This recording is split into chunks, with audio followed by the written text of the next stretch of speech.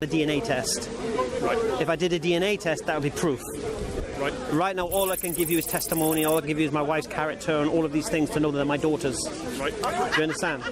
So a belief isn't necessarily unicorns and spaghetti monsters. Yeah? So belief is a result of reason. So I believe a creator exists. Yeah? And I have reasons to support why I believe that. Yeah? I can't prove to you, and I would never make the claim that a creator exists. Because if I say a creator exists, I'm required to prove it, because I'm making a claim. Now, would you say do you believe a creator exists? I'm sure. Right. So you don't know if a creator exists, or you don't believe a creator exists. What would you say? I don't know. I don't know. You don't know. Now, the reason why you don't know is because I'm assuming you're using the scientific method to understand things.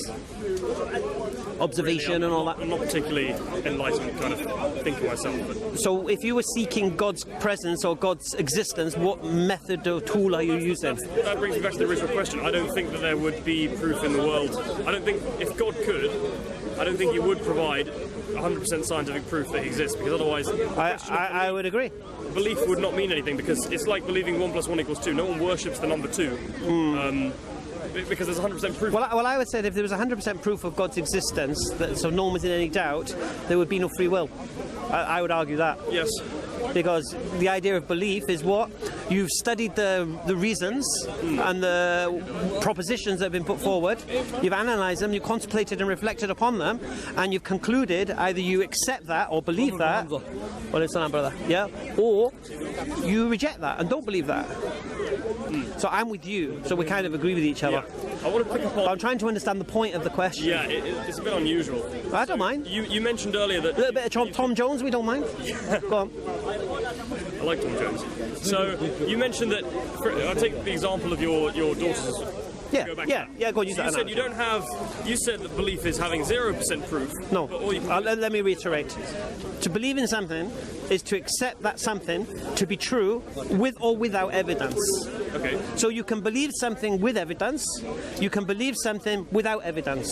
I think that I believe this drawing in the middle, you're saying there's a difference. You either got no evidence or you got all the evidence. No. But for example, your wife's character, for example, that's somewhat evidence, but it's not conclusive. It's just I didn't. What did I say? I didn't say proof, did I? Or evidence? I said reason. Oh yeah, but proof. I'm not giving you proof. To work with the example, I think the example you gave is very useful. A DNA test is not 100% complete. I would agree. But it's 99.9. I would say that. Very good reason. But I would say this: if, for example, right now I've not had a DNA test yet with my daughters, so right now I can't prove to you that they're my daughters because I need to produce the DNA test. Would you agree? Okay, yeah, go on. How else could I prove those daughters are my daughters without a DNA test? It only need a DNA test. But this is the thing. So no. How else could I prove to you my daughters are my daughters? I don't think you can prove it, but I want to argue with the word proof. No, but other than DNA test, I agree with the proof. There's other reasons. So you can. No. Reasons is not proof. But a DNA test is just another reason, is it not? No. Okay, if I was to prove my daughters are my daughters, what if I did a DNA test? Would you say that's proof that my daughters are my daughters or not? It's 99.9. I would agree with you. And I'll be honest with you. The reasons why I believe my daughters are my daughter, I would weigh them stronger than a DNA test. Yeah, so your wife's character might be stronger. 99.99. But still not proof. Yeah. Still, you wouldn't say that's... So what? No, I would say it's reason, as you said. So what would be proof? I would say... Doesn't even exist. No. So what I'm saying is that belief is not like no belief and 100% belief. It's more of a slider. Belief is, I'll explain again to you, acceptance of something to be true with or without evidence. Right. So for example, I said, do you believe I've got a phone in my pocket? You could believe it or not, innit? You could say, I don't believe you. And then I say, well, look, here's my phone. Do you believe me now? You could say, yeah, I believe you. Right. All right. So you believe me now. So a belief doesn't require evidence. So if someone believes something, you can't ask them to prove that something. What you can do is ask them for reasons why they believe that something. Yeah? Yes. So if a Christian says, I believe Jesus is God, I can't ask them to prove it. Can I? Ridiculous. You can't prove that to me. I could ask you, why do you believe that? And they'll say, oh, because it says it in the Bible. Why do you believe the Bible? Oh, I believe the Bible's the Word of God. Why do you believe the Bible's the Word of God? Oh, because here in Timothy 2:3-16. Yes. So until we mine it, and we drill down till we get to the bottom. And if the reason why they're believing can be refuted, we can refute that belief as delusion. Because we have evidence against what they're claiming. Yeah? So that's how I would understand the term belief. Yeah, I think it works, but then because you said belief is having something and whether or not you have proof of it. Yeah. So I think the one type of religious belief would surely be that you don't have proof of it. Because if no, we didn't mention proof. I didn't mention proof. No, but you said a belief can. I'm just clarifying the difference between religious belief and believing like no. Things like a religious belief that man landed on the moon, belief that we evolved from a common ancestor, are all the same. There's no difference. The principle remains the same. You want to believe we evolved from a common ancestor? Tell me why you believe we evolved from a common ancestor. You're going to give me DNA, you're going to give me fossil record, then I'm going to say to you, well, there's 5 different models of evolution, and each one used the same data. So they've got the same data, fossil record, DNA, 5 conclusions. Yeah? Okay, cool. So it's still not proof. But you can explain to me why you believe this is the way, and you give me the reasons for that. Do you get it? So, do you believe man landed on the moon? Yeah. Why do you believe that? Well, we're told in history that Neil Armstrong, Buzz Aldrin, and all that, it was on the TV. That's why you believe. That's sound reason. Unless someone can prove man didn't land on the moon, you can accept that reason. I still think it's a different kind of belief. Not same. Yeah. Tell me why. I'd love a coffee. Tell me why you think I'm wrong. Why? Because the principle is the same. I'll give you my example. Oh, you're going to tell me why? Sorry. So I would say that if you ask, like, why do we have a universal common ancestor, and someone would cite to you different scientific, reasons via which they believe that. So they might cite you DNA test, they might cite you a theory of evolution, or why you land on the moon, they might cite you some physics, they might cite you some history. But all of that evidence still fits into the umbrella of the scientific method. Whereas religious belief, you don't do a complete disagree. Test to see that completely disagree. God exists. I completely disagree. You do a scientific test that man landed on the moon? I said within the scientific umbrella, so I think it's a different kind of evidence. Shall I tell you why I believe a creator exists? Go on. And I won't leave logic, reason or intellect behind, yeah? Sure. All right. I believe a creator exists because I believe that everything that begins to exist requires a cause. And I believe the universe began to exist, therefore it requires a cause. I believe that cause needs to be uncaused, otherwise have the problem of infinite regression. Yes, yeah, I understand. So I believe in an uncaused cause of all that exists. Now this uncaused cause of all that exists, I believe needs intelligence to have created all of this stuff. And I believe this uncaused cause of all that exists needs power to create all of this stuff. So I believe in the existence of an uncaused cause of the universe and everything that exists, which is intelligent and all-powerful. Okay. Did I leave reason? Did I leave logic? Did I leave the scientific method? You said that we go further and further and further back and we find like the foundational belief. So if I ask you why do you believe that things that are caused necessarily can't have a cause themselves? Oh, okay, because if you can show me anything in this world that you're aware of that comes into existence or begins to exist without a cause, present it. But then you're using the scientific method again. You're saying, I just said to you, I haven't left the scientific method. No, but you're citing the cause of the universe, so everything, and then inside the universe is the scientific method. And you're saying if one domino falls, another domino has to cause it, right? Of course. And so on. Cause and effect. You're saying that scientific causality, that exists inside the universe, also has to apply to the universe itself. So you're saying within the bubble of the universe there's... No, well you'd have to then, no. And it also applies to outside the universe. What you would then is answer the question why you're offering special pleading when it comes to the universe. When we know everything we know that it comes to exist, begins to exist, requires a cause. Now all of a sudden because of the universe, you don't know the cause, you apply a special pleading that it didn't have a cause. I would ask you why you present special pleading as a logical fallacy at this point. No, I'm saying that... No, but you are. You're presenting that you are. You're implying that the universe is outside of what we know of. So what we know, everything that begins to exist has a cause, and we know the universe. I believe the universe began to exist. Therefore, according to what we know, it must have a cause. And what that cause is, we don't know. This is why atheists will say at this point, we don't know what it is, acting as if they're being honest. And the problem they have is they're not being honest. Because at this point, they've got to understand the assumption of the scientific method is what? The assumption in the philosophy of science is naturalism, meaning everything has a natural explanation. Even if we don't know what it is, it must be natural, which for me is a false assumption, because you can't prove that.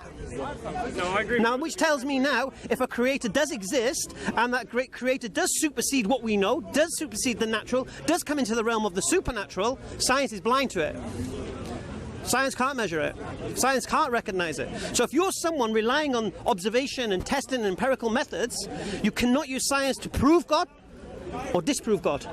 Because science doesn't recognize the existence of the metaphysical, the supernatural. That is where we agree. Yeah. So once you have that, once you get to that point, then you cannot use science to prove God or disprove God. And I would never do that. What did I say? I said I believe in the existence of a creator for this reason, for this reason, for this reason, for this reason. Okay. For you to challenge my belief, you need to now refute my reasons. Yeah? Okay. So for example, if you produce something that does begin to exist without a cause, you could then challenge my original premise, isn't it? But I know you can't produce anything.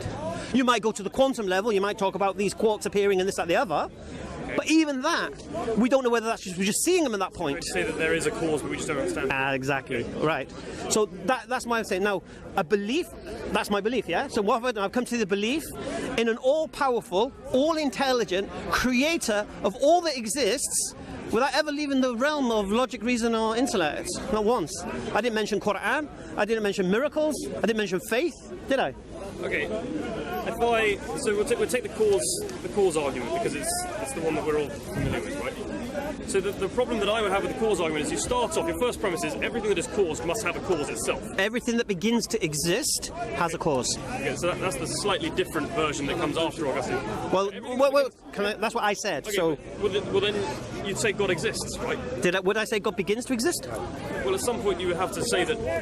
Why? Why would you? Because then you'd have the problem of infinite regression. Because if God began to exist, then we'd have to find its cause, and then we'd have to find its cause, and we'd have to find its cause. Until we have an original cause that's uncaused, we'll never start the process.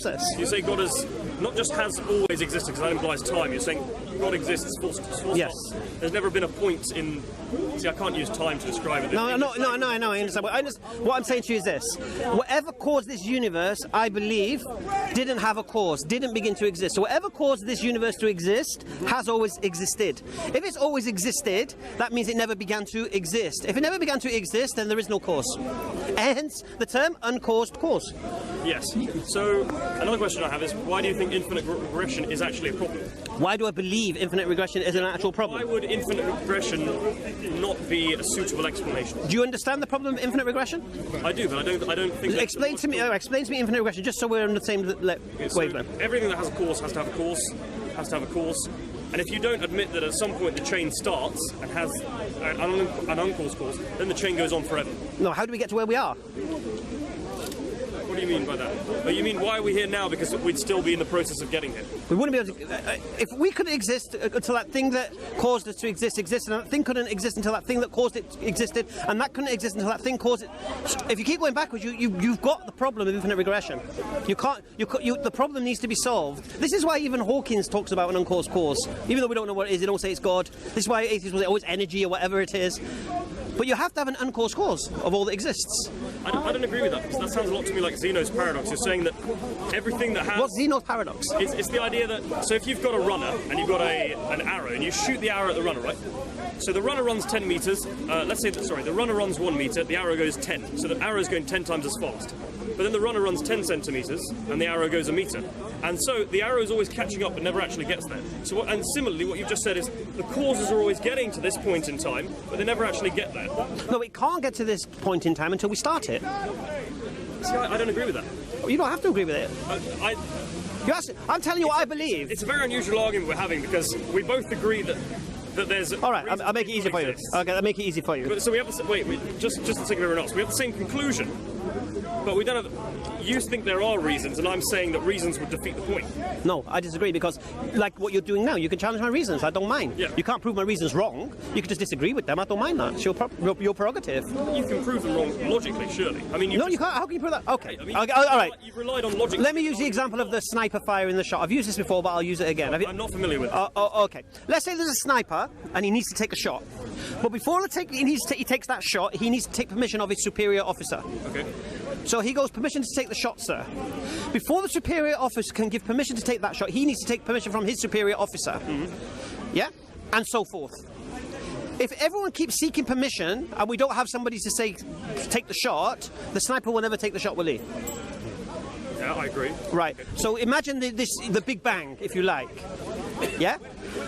If the creator requires a cause to get to where we are, yeah? Then until we have a start point, Yeah, even if you want to go 5 creators back if you like, yeah, but there has to be at some point an uncaused cause that started the lot. And that cause is what we call God, Allah, the creator, whatever you wish to use. Okay. Now, using Occam's razor, we can remove all these little gods in between because we were talking about we want the creator. Yep. You understand? So that's why I would say the problem of infinite regression cannot be solved. I don't believe. If you can solve it, solve it. I don't think the infinite regression is a problem. How does a sniper take the shot if he never gets permission? Okay, let's say you write down a big, like a shopping list of the chain of events that lead. So right now there's the sniper, and then there's all the superior officers, and then there's the creation of a country they're at war with, and then there's no. And then wait. No. Wait. You go all the way back into. You just change the paradigm. You might say. No, you just change the paradigm. I'll give you an example. The dominoes. I'll give you an example. Infinite regression means what? Infinite. Okay. So I'm talking about a sniper. Yep. His commanding officer, infinitely going back. Okay, so it's an infinite going. No, so it's an infinite chain going backwards. Now, if that infinite chain is going backwards, how are you going to get forwards? But this doesn't matter whether you start at the. If you start at the very end. But you can't. There's no end. It's infinite. But it doesn't matter that you start at the very end. But there's no end. It's infinite. Well, that's you're assuming that you have to start. Is there an end to infinite?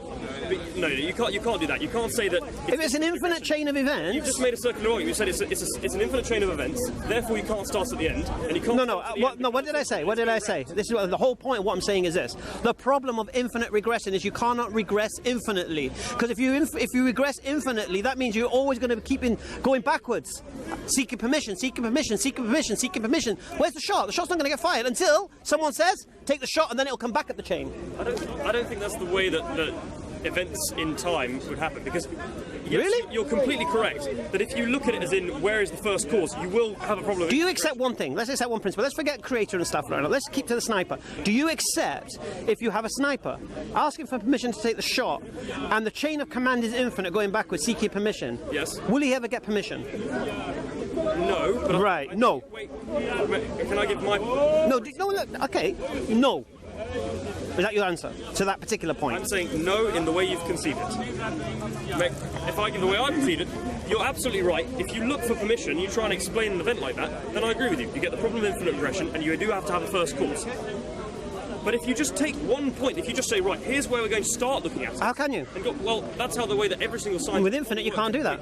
If you were to say, why is this tree growing? It came from an acorn. You wouldn't go back in time and say, well, why does the carbon exist in the first place? Was it made in stars? You wouldn't go that far back to try and explain something. You always start at a certain point and then build upwards. If you're claiming that oak tree is infinite, of course you would. No. What I mean is that when you're looking for a chain of events and looking for a cause, you don't go far back to the first cause, because the first cause would always be the Big Bang and then God and then... No, because look, whatever cause you go back to, whatever that first cause is for you, has to be uncaused, hence the term first cause. I don't agree. How do you define first cause? The thing that causes the chain of events you're looking at. Right, and what caused that? Well, then you're looking at a different chain of events. Why? Okay, again with the tree example, an acorn falls on the ground, right, and then it grows into an oak tree. So you would say, if you're trying to explain why this tree exists, you would go all the way back to that acorn. To the acorn. And there is a different chain of events that says, well, the acorn came from another tree. And I agree with you, so on and so forth, when you compare all the different events together, you get that first cause problem. But when you're looking at a chain of events and you just start time from now, and the clock starts running, there's no reason why you have to have the problem of regression like that. Sorry? I know. The problem that you're having is that you're trying to deal with the problem of regression by making an arbitrary starting point. Yes. And you're just making it up. You're saying, let's just start from somewhere, because actually you know that you can't go back to the beginning. Because in the model where there's infinite regression, there is no beginning. And the question being put to you is, can you cross an infinite series of past events? And the answer to that is you can't. I'm saying that there's no reason why you couldn't just add one more cause on. There is. And the reason is because there's an infinite series of past events. History, if you want to put it that way, goes on infinitely into the past. You know that you cannot get to this stage if you're trying to cross an infinite series of events. It's just illogical to do that. I disagree with that. The reason why I disagree is if you have the list of dominoes, and then you said that domino right at the end has to be caused by God. What's to stop you as a historian from adding another domino and another domino? Because as long as the domino that you add beforehand is okay setting off the next domino, you can just keep adding dominoes. No, because if the domino that started it had a cause, that's not God for us. Okay, so that's not our start point. The difference in our thinking is you're looking for an explanation of the entire chain, and I'm looking for an explanation of just the last event that happened. So the reason, because you're, it's just, I don't think we're arguing. I don't think we necessarily disagree, it's just we're conceiving of it differently. So I'll try and explain like this. You're saying there's the entire chain and it must have a start, and that's God, right? Whereas I'm saying, if I'm trying to explain the chain from this point, there's nothing wrong logically with me saying, well, there's another one, and there's another one, and I keep going back. And then how far back do you go until God exists? Well, I don't think you would have to admit it. No, but then Occam's razor would kick in here then and say, well, why are you making things so complicated? Just get to the first cause. Why are you going? Forget the whatever's in between.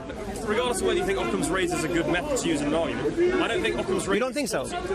I don't think your argument is the one that would be supportive of Occam's razor. Why not? Because you started off your premise with everything that has started to exist began to exist, must have a cause, whereas I'm just working within the framework of everything that has a cause before it. So mine is more simplistic, but it doesn't work. Not really, because your cause needs an explanation. No, what I mean is that all the events that happen in my idea of history work with the exact same physics. It's just there's something that happened, and there's okay, I'll make it easy for you. Whereas yours has got a slightly different. I'll make it easy for you. Creation exists, we believe. Creation couldn't exist without a creator. Yeah? If that creator wasn't created, say that creator was created, yeah? Whilst it wasn't created, this creation couldn't exist, yeah? It would need to be created. But that creator needs that creator for it to exist, yeah? So if that creator didn't exist, that creator wouldn't exist and we wouldn't exist, yeah? Yes. So then that creator needs a creator as well. So when we go back again, now if that creator exists, then them three creators can exist and the creation can exist. If that creator doesn't exist, yeah? But we're going backwards here, so we're going backwards all the way, infinitely. You can keep going backwards. No, but you can't, because you're never going to get you've got to get the original creator. But this is the problem. So you're assuming that you need to the chain has to stop at some point. Where are you getting this idea that the chain? Infinite regression. The thing is, you're answering two different questions. I agree with you. Go on. What the point of the discussion here is the ultimate cause of here. You're not asking that question. You're asking, let's find a cause and be satisfied with whatever answer we come up with. And that's not the discussion being had here. We're talking about the ultimate cause of everything that exists. You want to arbitrarily stop the cause somewhere because you know the inevitable conclusion is that you cannot traverse an infinite series of past events. That's inevitable. Infinite regression. So, in a way to make yourself, I'm not belittling you, to make yourself feel better. I know, You're starting it from somewhere because you want to explain things as we know them. But what you're not dealing with with the ultimate question, and this is the ultimate question, the existence of something that's uncaused that started everything, the chain. So you can stop where you like, you can stop there and say I'm satisfied with that for myself and live your life that way, but that's never going to get you to the ultimate reason of why are we here and answer the big questions that are important, because the existential questions are the really important questions. Your response, let's start somewhere arbitrarily, is just a way of explaining in a system bound by the universe how the universe comes into existence. And I think you need to think deeper into this. And that's why you've got to deal with the question of infinite regression and not just sort of arbitrarily start it from somewhere. I get. Do you understand what I'm saying to you? Yeah, I'm going to...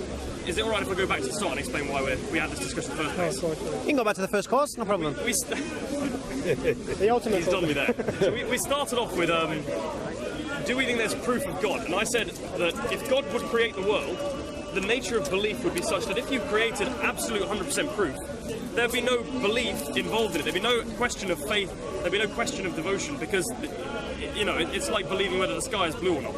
Something that has 100% proof doesn't inspire any belief, any faith, any morality. So I said that if God creates the world, then it'll be in His interest and in humanity's interest not to put proof there. And so when I look at these problems, I agreed with you. Yeah. So we agreed on that.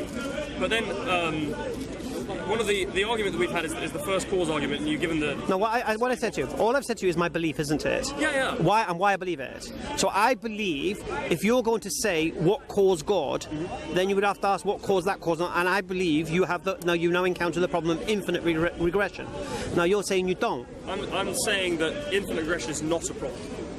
Well, you haven't established that. Yeah, exactly. You had a start point. What you deal with it. See, if you have an infinite regression, you have no start point. You mentioned Occam's razor earlier. I'll give you an argument by the earlier 20th century philosopher called Bertrand Russell. He said, does everyone understand the concept of entropy? Go on. The idea that, you know, if you build a big sandcastle on the beach, it's eventually going to wear down and go back to the level of the rest of the beach.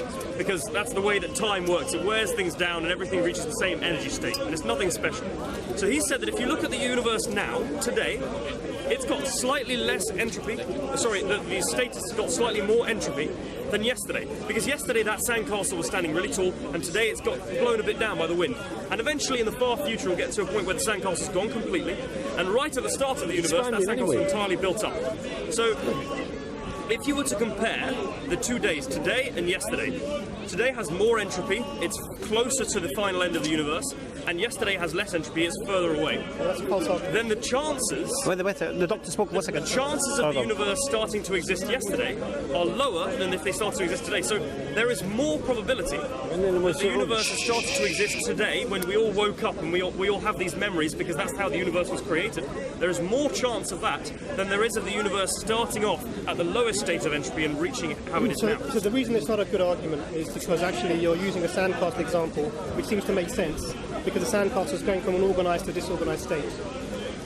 If you took at the universe, because we're talking about the universe, if you go backwards in time with the universe, and we know the universe is expanding, the particles, if you want to call galaxies, the particles in the argument are getting further and further away, so the entropy is... If you go back, as time goes on, everything comes closer together, becomes more organised, and when you get to the singularity, everything else actually is together with minimal ability to move. So less options for movement within that entity. So actually the argument is the opposite way around. As you go back in time in the universe, there are greater chances, because everything's breaking down actually since that time. What you're seeing here is a fluctuation in the entropy in a certain area, and you're thinking that this is a sign that previously... I disagree with that, because the second law of thermodynamics is such that entropy always increases in a closed system. And if the universe is a closed system, then it must be the case that entropy is increasing over time.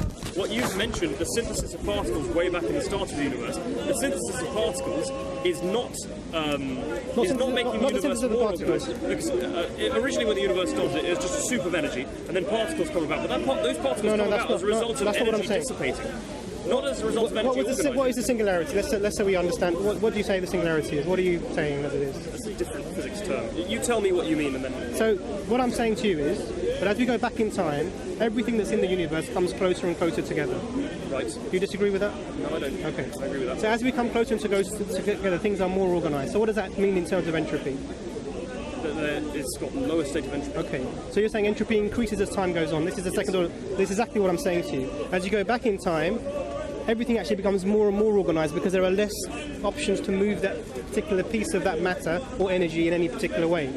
And when you get to singularity, there's maximal organisation and denseness. That's the reason that's not correct is because you're assuming that when things are further apart and they can't interact with each other, then there's no chance for anything happening. So your sandcastle example. Yep. The sand is compacted together in the shape of a castle.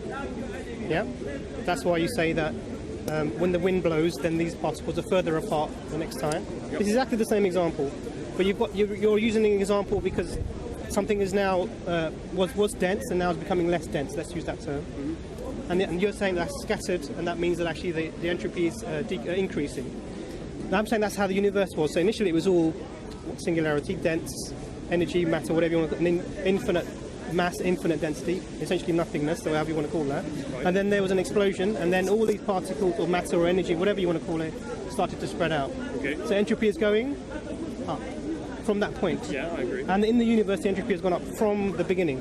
Right. What you're doing here is when you look at using the sandcastle examples, you're using a localized fluctuation in entropy to then extrapolate that backwards to across the universe. No. So actually, in the universal terms, the chances of the universe having been created previously actually goes up as you go back, because actually all the science points towards that. The analogy I gave wasn't very good because I was just trying to explain. Okay, all right. Sorry, I'm dealing with it. Are you going to rescind your sandcastle example? Yeah, I'll rescind my sandcastle. Good man. That's what I was doing. We like that. The sandcastle. Can you bring an example that actually works? If I give it, okay, I'm going to use the sandcastle again. If you put the sandcastle in a box, a glass box, and you just shake the box slightly. So the reason why it's important to have a closed system is because it doesn't have any outside influences on it. Then the sand level over time is going to level out, because particles will slide down and the slight vibration will move it. And the same with the universe. If the universe is a closed bubble, then everything in the universe is eventually going to reach the same energy state. So if you've got running a hot tap in a bath is another classic example of entropy. You run the hot tap, then you've got a hot part of the bath and a cold part of the bath, but over time it all equalizes to become a lukewarm temperature. That's the course of entropy over time, right? So and the universe would follow the exact same principle. You have some parts of the universe that are extremely hot in the middle of a star, and you have some parts of the universe that are extremely cold on the coldest asteroid. And over time, the energy of the universe will dissipate such that there's the same energy concentration everywhere and nothing else will happen. Because from that point, according to the laws of thermodynamics, there'll be no more interactions between particles, and that's the end of the universe. And what Bertrand Russell said was that there is more probability of us being if you've got like low entropy down here, so the start of the universe, and high entropy over here, so the end of the universe, Bertrand Russell said you're more likely for the universe to be created here when it's almost about to finish than to be created right at the start with maximum entropy and have to go through all of that chain first. I don't personally know whether I agree with that, but that's just an argument for the universe starting arbitrarily today and us all just waking up with memories that didn't actually happen. I don't believe that. You're not claiming that, are you? No, I'm not claiming it. I'm just saying. So why are you bringing it forward? That's the question. I'm just. It was. Yeah. Just response you know for when sake you of open response. tabs on Wikipedia and it's just like you end up reading. Be careful with Wikipedia, my friend. Yeah, I know. Be careful, man. Always reference stuff. Who's saying what and why. I remember the. I tried my best. Yeah. No, all right. Let me repeat myself. Go on. Always check what you're reading on Wikipedia before you come to the park and start making claims about it. I read the book on that. I don't. Wikipedia was an analogy.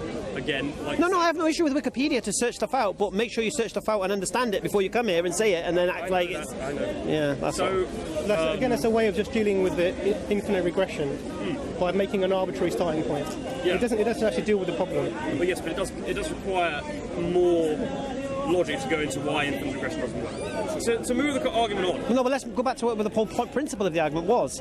You claimed that a belief in religious understanding or religious teachings, as I have, is somehow different to believing that man evolved from a common ancestor or man landed on the moon and all of this stuff. Okay. What was the reason for that? He said there's a difference in the belief, and I said the principle remains the same. Whatever your belief is, the principle remains the same, but you said no, it's different.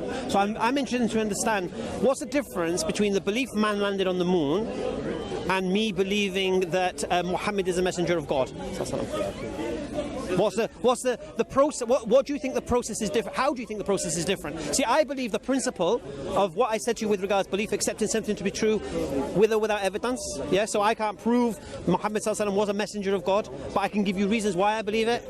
And you can't prove man landed on the moon because you weren't there, and you can't take me to the moon and show me man landing there. But you can produce your reasons why, TVs, newspaper cuttings, or whatever. All right. I think they're a different nature of belief. So I want to understand. So just what I want to understand is this: you think there's a different process going on, and you think for somehow religious people have a different way of. The word process, I'd say it's the same intellect that you're using to derive it. Right. But I'd say that the reasons that you're looking for are slightly different. All right, and I want to understand that.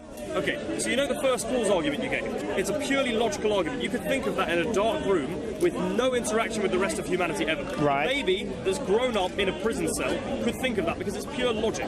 Whereas if you were talking about whether man landed... Sorry, no, I would disagree with that, because a baby that's grown up in a prison cell and didn't know anything, wouldn't be aware that nothing begins to exist without a cause. Why? How would a baby know that?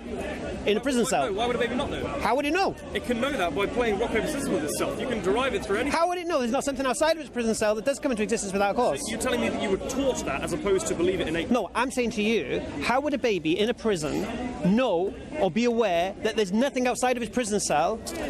How would the baby know there's anything outside of his prison cell? No, but the baby exists. No, the baby... No. What you said is this. Even a baby in a prison cell that didn't interact with the outside world... Yeah, babies that were like a teenager. Okay, a teenager. Okay, a human being. Let's say Truman, yeah? Okay. The Truman Show. Yeah, good one. All right? Okay. He's locked in a room and doesn't know the outside world. Right. How would he have the premise that nothing comes into existence without a cause? Because he must know that, number one, he exists. Right. Number two, there must be a reason why he exists. Right. And then therefore... How would he have to get the premise, though, that he doesn't know of anything that begins to exist without a cause, apart from what's around him? Because if something could begin to exist without a cause, there'd be other things popping into that prison cell. Yeah. You can tell by your environment. No, you are correct, because he wouldn't be aware of the world outside of the prison cell. Go on. But I don't think the analogy applies, because we're in this world. And listen, my premise was based on what? I don't know of anything that begins to exist without a cause. All I meant by the prison cell analogy is that you don't need to do scientific experiments in a lab to come up with the first cause argument. You just need to have logic to do. So you're saying someone in a prison cell would come to the conclusion that they were created? Yeah, they must do. I would agree. Because, yeah. I would arguing for you. Yeah, natural fitra. We like that. I mean, Continue. So that is just pure logic. It doesn't matter how intelligent you are or unintelligent you are. It doesn't matter how much experience you've had. Provided you've got a rational mind, you can logically derive that. Whereas, for example, man landing on the moon, it doesn't matter how intelligent you are. If you've been locked in a cave since 1968, you will have no idea, because regardless of how smart you are, you can't logically derive whether man has landed on the moon or not. You need to read a history textbook, or you need to go to a science museum and see the rocks, or yada yada yada. You're looking at empirical evidence. And so the difference in belief in God that you've mentioned with the first cause argument and belief in man landing on the moon is one is empirical and one is purely logical. No. Both exactly the same. Both are based on reasons. Yes, but one reason is empirical and one is logical. My reasons were empirical. What did I say was empirical? You're not saying that there has to be evidence. You're saying that logic. No. You gave the, What did I say? I said belief is a result of reason. That's what I said. So I just want to ask, so is logic not evidence? No, logic is evidence, but it's a different kind of evidence, and logic is 100% evidence. That's what I'm saying. So logic, if I say I am either, or let's use sky. The sky is either red or blue. It's not red, therefore it's blue. That's a logical argument. It's 100% correct. No one in history can ever argue about that. No, don't go there. He will argue. Okay, we'll run with that argument more. So no, let's not. Let's not. But yeah, but wait, it's a good one, because empirically, I would have to then measure the wavelength of light coming. I have to measure the energy level of the photons rebounding off the atoms in the sky. So there's a different kind of evidence that's empirical and logical. Yes. Logical doesn't require scientific experimentation. Empirical. I would use the word is looks. The sky looks blue. The sky looks red. Okay. Then that kills that argument. But anyway. But what I'm saying is the sky doesn't necessarily have to be blue in order for the argument that I gave you. It's either red or blue. It's not red, therefore it's blue. That's the terminology. It's valid. It doesn't have to be sound. It doesn't have to be actually true. Yeah. But it's a logically valid argument. Right. So I would say. So you're saying your argument is valid. So my argument is this: this universe was either created or caused itself. It's one or the other. Yeah. Yes. Okay. And I would lean towards it was created because I don't know anything that can cause itself. But you've shown logically that it can't cause itself. You've shown logically that it can't cause itself. We already said that you can't have. I'm just working with your argument. So you said that it can't start at a random point. Yes. It has to start at the very first cause. Yes. So you've said logically. Yes. That there must be the first cause. Yes. Whereas the empirical side will go, well, let's measure anything and go out and try. They try and find for 1,000 years something that can't be caused. No, but do experiments. Well, no one's claiming empiricalism. That's my point. So your argument's logical, not empiricist. I never claimed it was empiricist.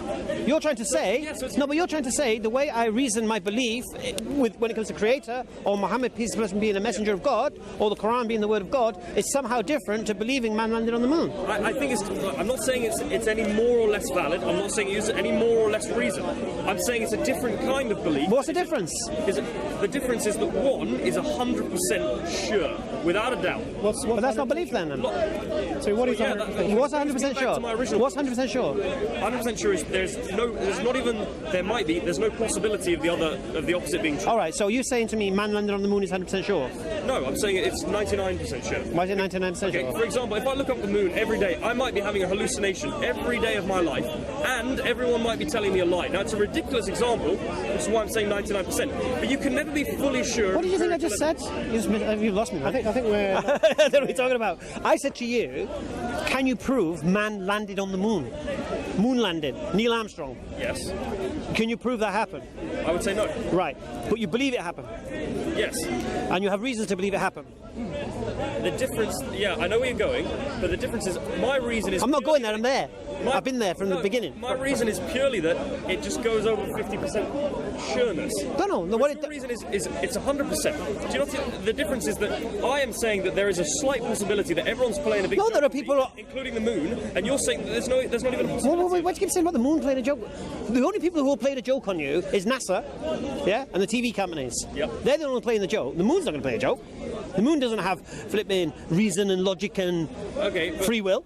What I'm talking about is the fallibility of the senses. What I'm saying, but you're not believing man landed on the moon because of your senses. Okay. You believe man landed on the moon because someone told you man landed on the moon, and they showed you a picture of man landed on the moon, and they showed you pictures of the Earth from the moon, saying this is the Earth from the moon. So I can say I believe it. But I'm saying is that there is a difference, and ideally, if our language was perfect, we would have two different. But I'm trying to understand this difference, you see, because the process you've gone through to believe man landed on the moon is no difference to the process I've gone through to believe Muhammad, peace be upon him, is a messenger of God. I think there's no difference. Now you keep saying there is a difference, there is a difference. So please, tell me the difference. The reason why I think there's a difference is you've both given me a logical argument for the first cause, right? No, forget that now. No, it's not. No, I'm going to use no. Why? Because that argument. No, I believe Muhammad is the messenger of God. Let's go with that. Yes, but you would derive that from, if you know for 100% sure, no doubt whatsoever, unlike the moon, no doubt that there must be a first cause. I believe there must be a first cause. Yes. Yeah, but you've given me the logic. So if someone said they don't believe there's a first cause, you'd say you are illogical. You wouldn't even consider their opinion, right? No, that's not true. So your problem seems to be with the certainty. You don't believe in a first cause. So how's it 100%? I'm working with your argument. Well, no. If it's 100%, you should believe it. Do you believe it? I don't believe it's 100%. But we're talking. You don't believe it's 100%. But wait, we're talking about the nature of belief, not whether the first cause is true. No, but my belief, you said it's 100% true, so it's not belief. I'm saying that in order to... you said my logic's 100%, yes? Wait, your worldview is that the first cause argument is not about measuring things and conducting experiments. Logically, it is just valid. You don't need any proof because the proof is just in the words. So do you accept that? I don't accept it. But right. So it's not proof then, is it? Because it's not 100% then, is it? No, I don't have to accept it because I would only argue with the logic. There's no way that... You just said it's 100% logical. There is no way that I could do an experiment to prove that statement wrong. There is no experiment that any scientist can conduct because it's not in the realm of empirical evidence. It's in the realm of logic. Okay. Do you agree that a belief can be true without this evidence? Only by coincidence. Only by coincidence? Unless it's illogical, in which case the logic is the evidence. So, there's a lot of problems with the English language. We have different words. No, I understand. I'm trying to understand that. What are you on about? So a belief can be true without the proof, yeah? Yes, but only by... For example, if I were to believe that the sky is blue, but the only reason I believe that is when I've been locked in an art gallery my whole life and I've seen blue paintings, that is an actually true belief, but without the justification. No, you've got justification. No, that's not a justification. Of course it is. No, it's not. All the pictures of the sky I've seen is blue. Okay, of course it is justification. So similarly, by a ridiculous that's example. the scientific method. Exactly. If I've been locked in an art gallery my whole life, never seen My the sky, God, you've been locked up in all these different places. I've been locked up too much. Flipping, you ain't got no little cellar under your house, have you, or something? I've been in an art gallery my whole life, and all the paintings had red skies. You'd believe the sky was red. Yeah, but that's a justification, but it doesn't mean the conclusion is true. No one said it is. What are we arguing about? The argument is this: can a belief be true without proof? But there's different kinds of proof. There's empirical and... No, forget the proof. There is no proof. Can it still be true? Do you believe there's proof of God? No. So why are you arguing that... Wait. Why am I'm arguing because you said, I don't believe there's proof of God. I believe in the existence of God through my reasoning. Okay. You're saying the reasoning I've employed to come to the conclusion that God exists is different to coming to the conclusion that man landed on the moon. Yeah. And I'm asking you again, what's the difference? One is a logical argument that doesn't require any testing. Is a man landing on the moon a logical argument? No. Really? No. Why? Because of the fallibility of the senses. Every book I read, have you ever read a book when you're really tired and you remember it the next day, the text, but then you realise you're remembering the wrong thing? The book maybe said the exact opposite. Have you ever watched a film and you've thought about it 10 years later and you can't remember one of the chapters in the film? I don't understand. I don't know. Have you ever had a hallucination or a dream? There's no way you can be 100% sure. Okay. You see. I'll make it easy for you. Is this logical? I believe man landed on the moon. Really? Did you? Were you there? No, I wasn't there. Oh, why do you believe man landed on the moon? Well, according to NASA, yeah, they landed on the moon.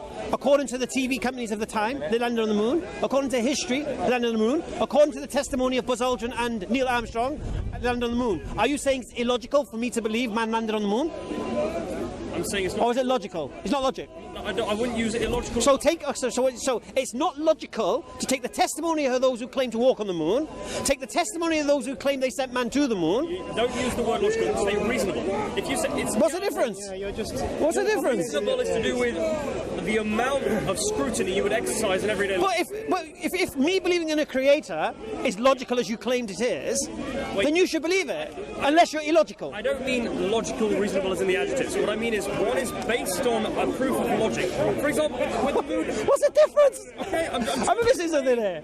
With the moon argument you gave me. Right. You said, do you believe the testimony of the people who land on the moon? The TV No. That's not it. No. Wait. Go on, what did I say? All of them could be lying. But there's Yeah, of course no it way could. that a logical argument lies. You can't lie about the. Go on. Logically irrefutable that a unicorn has one horn. Sorry? It's logically irrefutable that a unicorn Please, has my friend. Yes. What's your name? Yeah. Right, that's logical. Yes. But empirically, we've got no proof at all. Okay. Listen. I agree with you. Yeah, that's where you are. No, the principle is this. If you're going to come to the conclusion man landed on the moon and you wasn't there and you weren't alive when man landed on the moon, then you would use your logic and reason, yeah? And your logic and reason, no? So it's not a question of logic. That's very. I think at this juncture, I need to understand. How do you understand logic? Logic is something that is irrespective of any evidence because it is a system within itself. Logic is, for example, if P then Q, P therefore Q. That's a logical argument. Whereas whether we landed on the moon would be, okay, so you can have the testimony of NASA, you can have the testimony of Buzz Aldrin, and you can have the history books and the YouTube videos and documentaries on it, but you still only have 99.9% proof because all of those things could be wrong. And how does that... Because a logical argument Context of discussion. is infallible. It's In the never context of going our to be discussion, what does it matter? Yeah, and in the context of our discussion, how does that apply? I don't get it. in the context of our discussion. Yeah. I'm saying that the first cause argument is a very good example of a pure... Is it 100%? Yeah, it's 100%. It's So you accept it? no, I'm not So saying... it's not 100% then? Wait, the only way that I would disagree with it is by using other logic. I would never do an experiment... Is it 100%? No, that's not the point. No, is it? Wait, I'm talking about the nature of the belief. We For spoke about you- percentages. No, listen. No, sorry. No, what's your name again? Sorry. Sebastian. Sebastian. Very nice to meet you, man. I'm Darren. Yeah. Listen. When it came to man landing on the moon, you were very quick to give us 99.9% whatever. Yeah. Why won't you give a percentage now for my belief? Because what I'm saying, there are options where it could be wrong, and I could use other evidence. So, for example, if everyone believes that man landed on the moon, Right. but I brought you evidence to say that the Apollo 11 rockets couldn't function or couldn't put you into orbit, that would be a reason to doubt the argument. Right. Whereas, and that's empirical evidence. Whereas, the only way I'd be able to refute the first cause argument is by using formal logic. Agreed? Yeah, so I would be... Do you see the difference perhaps? If I understood the first cause argument right now, I could go and sit in my room for a year, never go outside, never read a book, and I could just think and write down the logical reasons for disagreeing or agreeing with it. Whereas if I wanted to find out whether man landed on the moon, I would have to go to the science museum, I have to go and talk to people, and so the nature of proof in the two different cases is different. One is empirical evidence, and one is pure logic. Logic doesn't require anyone else to believe in it. Logic doesn't require evidence from scientists or from science itself. Whereas landing on the moon requires you to believe in other people. So, just to take this to its seems natural conclusion, me believing in an uncaused cause of everything that exists is logical. That's fine. Okay, I'll take that. But you're saying that... That's what you're saying. I'm saying if you believe in the first cause argument, Then it's logical. the nature of your belief is purely logical. Alhamdulillah.